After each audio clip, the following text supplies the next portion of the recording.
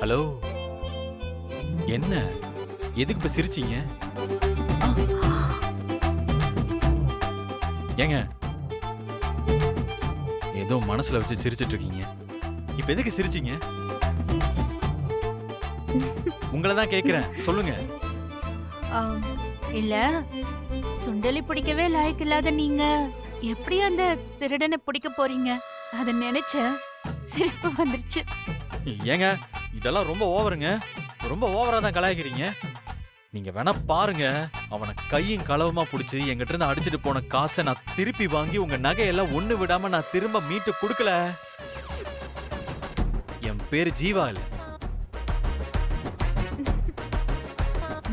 பார்க்கலாம். போயிட்டு வாங்க.